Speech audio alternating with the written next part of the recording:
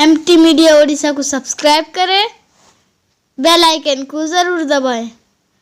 अगर वीडियो अच्छी लगी तो लाइक करें और तमाम दोस्तों को शेयर करें।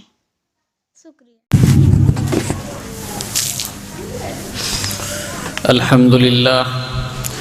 अल्हम्दुलिल्लाह नहमदुहु व नस्तईनुहु व नस्तगफिरुहु व नु'मिनु बिही व नतवक्कलु अलैहि व नऊज़ु बिल्लाहि मिन शुरूरि अनफुसिना व मिन सय्यिआति अअमालिना।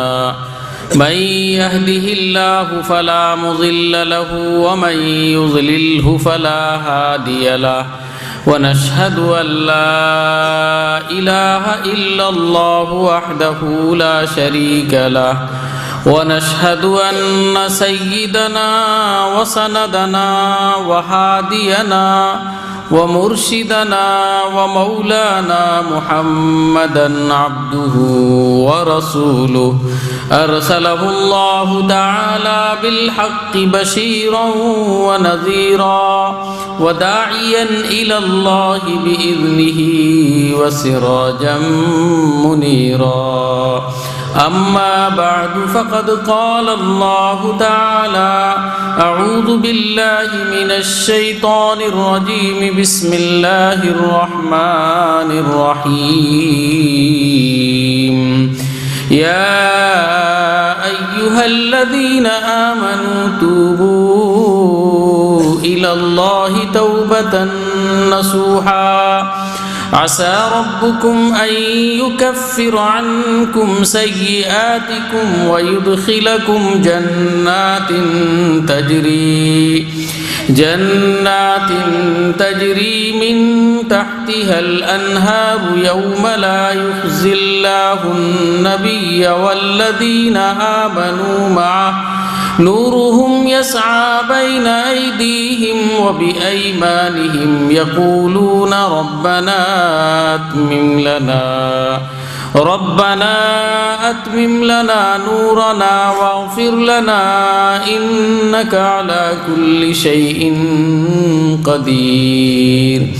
وقال النبي صلى الله تعالى عليه وسلم: من تمسك بسنتي عند فساد أمتي فله أجر له 100 شهید.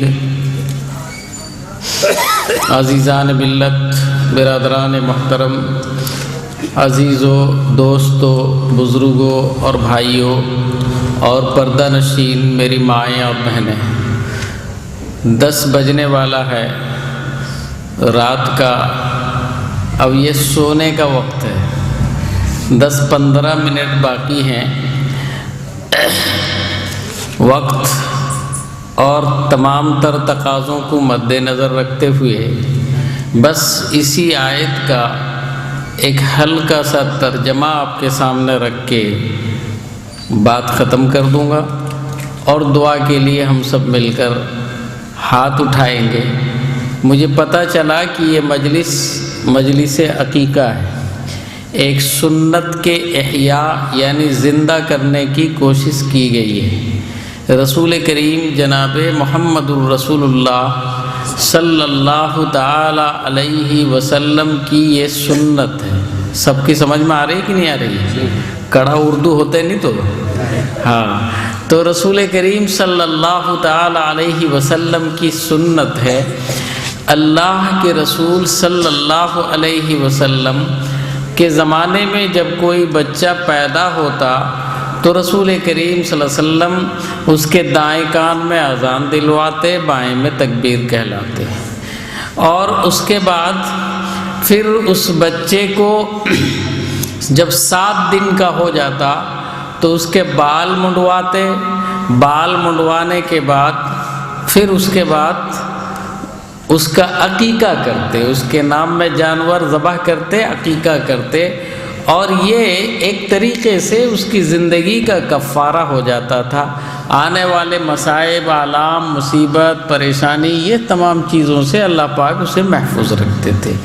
بس دنیاوی زندگی میں آدمی بہت سارے مصائب و آلام کا سامنا کرتا ہے، بہت ساری زندگیوں میں دنیا میں جو ہے انسان پریشان ہوتا ہوا نظر آتا ہے، لیکن میرے عزیز و دوستو، بزرگوں دوستو، یہ ایک سنت کا طریقہ بھی ہے۔ رسول کریم صلی اللہ علیہ وسلم نے ایک جگہ فرمایا، من تمسک بسنتی عند فساد امتی فلہ اجر لہ مئت شہید، کہ امت کے فساد کے وقت میں اگر میرا کوئی امتی کسی میرے ایک سنت کو زندہ کرے گا، اللہ پاک اسے 100 شہیدوں کا اجر دے گا۔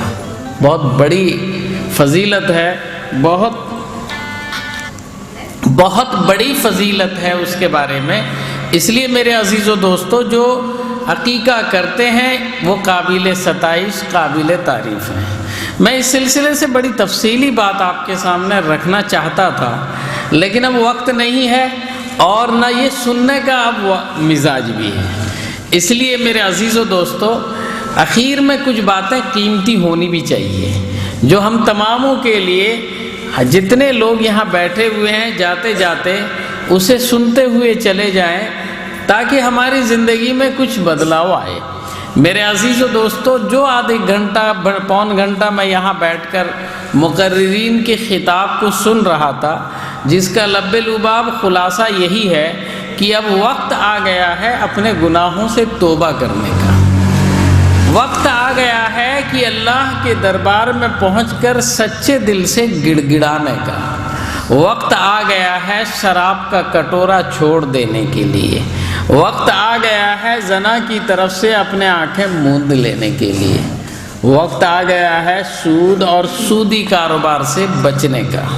میرے عزیز و دوستو، میں یہ عرض کرنے چاہ رہا ہوں، ہو سکے برا لگے آپ کو بھی، مجھ کو، بہت سارے لوگوں کو بھی برا لگے، لیکن ایک بات ذہن میں ہمیشہ یاد رکھو، یہ وہ سرزمین ہے، مقدس سرزمین، یہ وہ مقدس سرزمین ہے جو ہمارے پرکھوں کی ایک امانت ہے۔ آج سے صدیاں پہلے ہمارے پرکھوں، ہمارے بزرگان سارے کے سارے یہاں آ کر بسے تھے، اور وہ احیاء دین کے خاطر جد و جہد کرتے ہوئے چلے بھی گئے تھے۔ میرے عزیزو، ہم ان کی اولاد ہیں، اور ہمارے پرکھوں میں یہ ساری رواجیں نہیں تھیں جو آج ہم میں پنپ رہی ہیں۔ ہمارے پرکھوں میں یہ رواج نہیں تھی کہ وہ شراب کے کٹورے کو لگاتے تھے، لیکن آج عام یہ ہو گیا ہے کہ شراب پانی بن گئے، جس کو دیکھو وہ اس گھونٹ کو پوتر سمجھتا ہے، اور یہ سوچتا ہے کہ اگر اسے نہ لیا جائے تو پھر زندگی کا مزہ ہی نہیں رہتا۔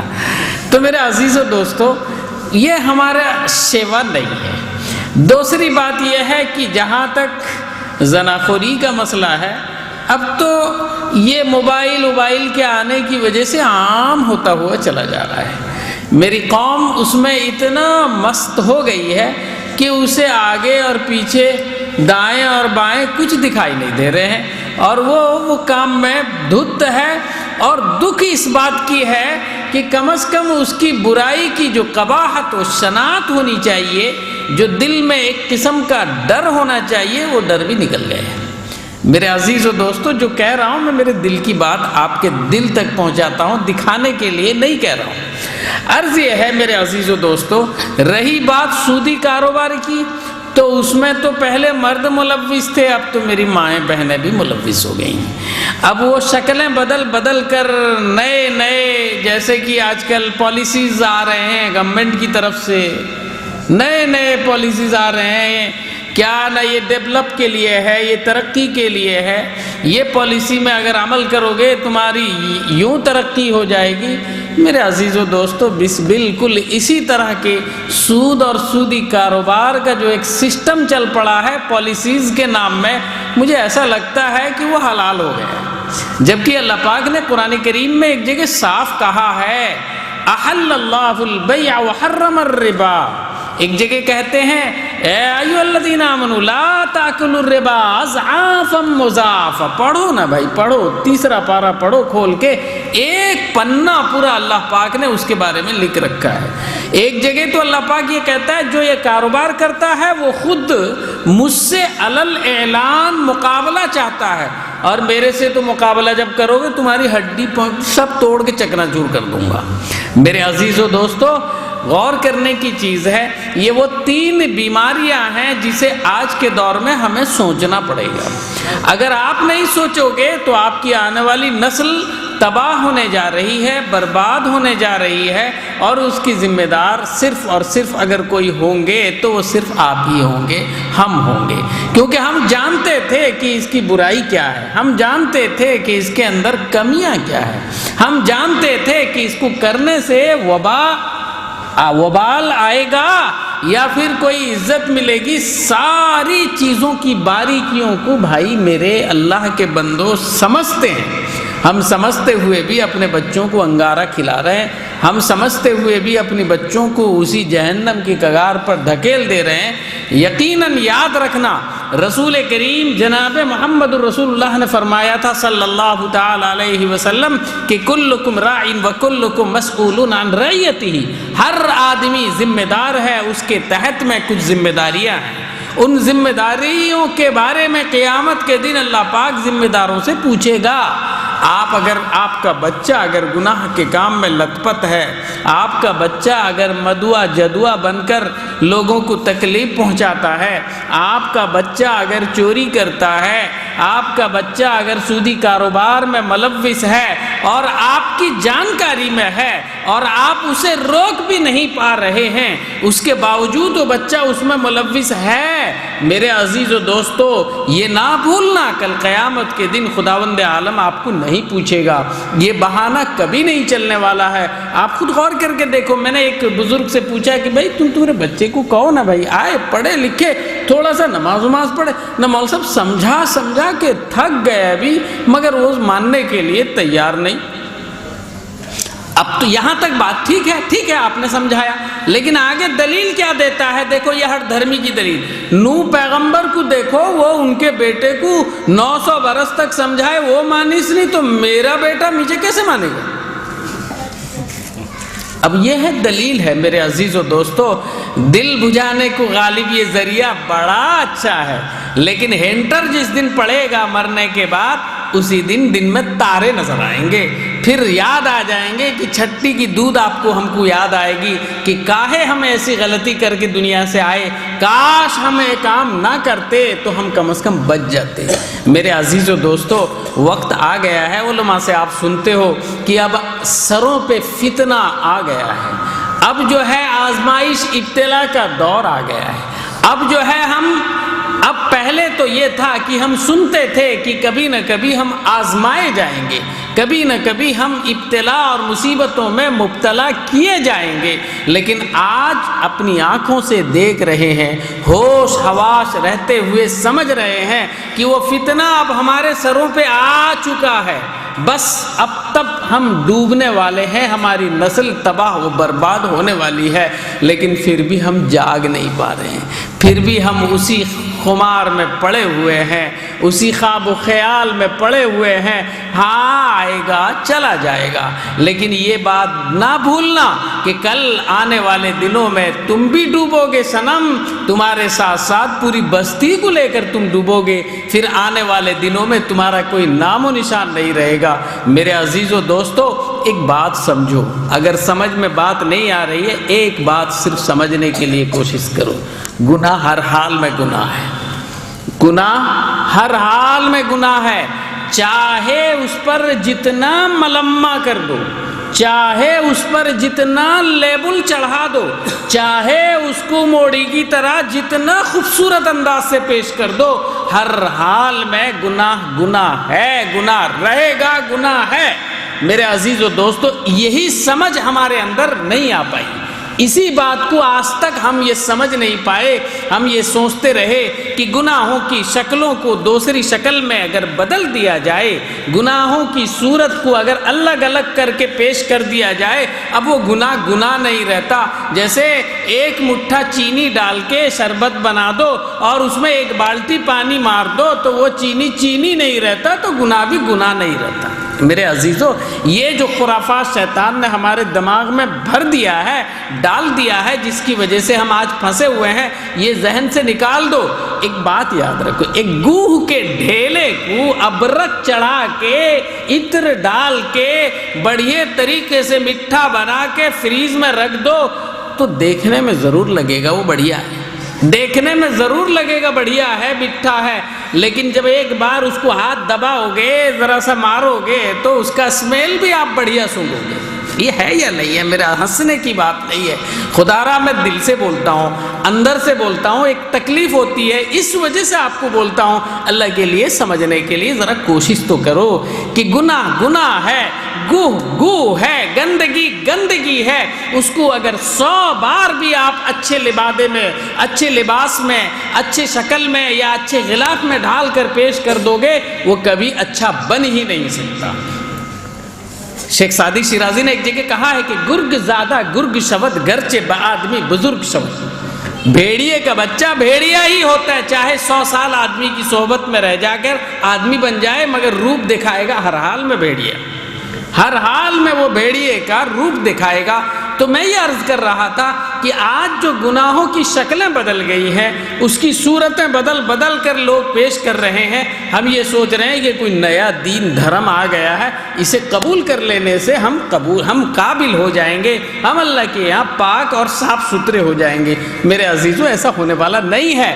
میں انہیں اتہاس کے پنوں کو کھنگال کے آپ کے سامنے رکھنا نہیں چاہتا، تکلیف ہوگی آپ کو بھی مجھ کو بھی. لیکن ایک بات یاد رکھنا کہ جو گناہوں کے دلدل میں ہم آج پھنسے ہوئے ہیں، کوئی باہر سے کوئی مصیبت آنے والی نہیں ہے، بلکہ ہم اپنے ہی گناہوں کے دلدل میں خود ہی ڈوب کے مر جائیں گے. ہم مرنے والے ہیں. اب وقت آ گیا ہے کہ سچے دل سے ایک بار رب کائنات کی حضور. کل کی بات ہے، ایک صاحب بول رہے تھے بیٹھ کے بازار میں، او فلانا منسٹر جو ہوم منسٹر ہے وہ ایسا ہو گیا، ارے وہ ظالم ہو گیا. وہ بول رہا ہے کہ ارے وہ جو پرائم منسٹر ہے وہ ظالم ہو گیا، ارے یہ دیکھو یہ حکومتیں آ گئی امکے کی. اب بولے جا رہے ہیں ہماری قوم کا کیا ہوگا، ہمارا قوم ڈوب جائے گا، ہم مر جائیں گے، ہم مٹ جائیں گے، ایسا ہونا چاہیے، وہ دلت ملنا چاہیے، وہ مسلمان ملنا. نعوذ باللہ بنا، نہ جانے کتنے قسم کا ہزاروں ڈسکشن ان کے چل رہے ہیں، آپس میں بات چیت چل رہی ہے. کیا نہ کیسے ہم بچیں گے؟ مجھے ایک بات بتاؤ، آپ سب بیٹھے ہوئے اللہ کے بندے، ایک بات بتاؤ، جتنے یہاں لوگ بیٹھے ہوئے سچ بولنا، ایک بار صرف ایک بار، اور ابھی سچ بولنا. کبھی کسی رات میں کوئی ایک رات، یہ تو 6 مہینے سے کنٹینیو کر رہا ہے یہ پریشانی، یہ جو مصائب آ رہے ہیں، جو ہم میڈیا کے ذریعے یا اور کسی مادھیم سے ہم دیکھ رہے ہیں، یہ ابھی نہیں، یہ 6 مہینے سے کنٹینیو کر رہا ہے. دن بدن یہ مصیبتیں بڑھتی ہوئی جا رہی ہیں، ہم اپنی آنکھوں سے دیکھ رہے ہیں، کانوں سے سن رہے ہیں. ایک بات بتاؤ، ہم میں سے کتنے بندے ایسے ہیں کہ ایک رات، صرف ایک رات اپنے رب کی حضوری میں سچے دل سے جا کر اس ظالم بادشاہ کی شکایت کیے ہیں؟ کوئی ایک بتا دو. ایک 28,000 کی آبادی ہے، 28,000 کیا بلکہ اور زیادہ آبادی ہے ہمارا علاقہ. ان علاقوں میں کتنے ایسے بندے نکلیں گے جو رات کے وقت میں جا کر تنہائی میں اپنے رب کی حضوری میں اس ظالم بادشاہ کی شکایت کی ہوں کہ یہ ہماری قوم کو پہ مسلط ہو گیا ہے، خدایا اس کے ظلم سے ہمیں بچا، اس کی تباہی سے ہمیں بچا، یہ ہم پر مسلط ہو گئے. کتنے ایسے بندے ہیں؟ نہیں. جواب یہی ملے گا کہ کوئی نہیں. اب بولو، چور گیا، پوری بستی والے چلا رہے ہیں، ابے چور گیا، کدھر گیا، کہاں گیا؟ اب اس کے اوپر میں کسی کا کوئی توجہ نہیں، چور گیا. اب وہ جو ہے اسی آواز کے پیچھے، اسی شکل کے پیچھے جس طرف سب دوڑ رہے ہیں ہم دوڑ رہے ہیں، تو ہم ڈوبیں گے یا بچیں گے؟ ارے جو مصیبت دلوں کو ہم تو اچھے، ہمارا ایمان ہے نا کہ مصائب کو لانے والا اللہ مصائب کو ختم کرنے والا اللہ، مصائب میں مشکلوں کا سامنا کرنے کے لیے توفیق دینے والا بھی اللہ، مشکلوں کو پیدا کرنے والا بھی اللہ۔ تو اللہ رب العالمین ہمارا کل ہے، سب کچھ وہی ہے۔ تو جب مصیبتیں آئی ہیں تو دفع تو وہی کرے گا۔ تو کب ہم اس کو کبھی پکڑ کر بولے ہیں، شکایت کیے ہیں کیا؟ نہیں میرے بھائی، کبھی نہیں کیے۔ جب نہیں کیے تو یہ مصائب کیسے ہٹیں گے؟ اور اس کو پکڑنے کے لیے بھی تھوڑا سا عقل ہونا چاہیے، اور عقل یہ ہے کہ کم از کم اسی کے جو ایکٹیویٹی ہے، اس کی جو چاہت ہے، اس کے مطابق کچھ کام ہم کریں، اس کے مطابق ہم کام کریں۔ اب میری بات سمجھ رہے ہیں کہ نہیں سمجھ رہے ہو؟ اس کی چاہت، اب مثال کے طور پر میں ایک لڑکی سے پیار کرتا ہوں، محبت کرتا ہوں، اب اگر میں اس کی مرضی کے خلاف میں کوئی کام کروں گا، پیار کا کوئی فائدہ ہوگا کیا؟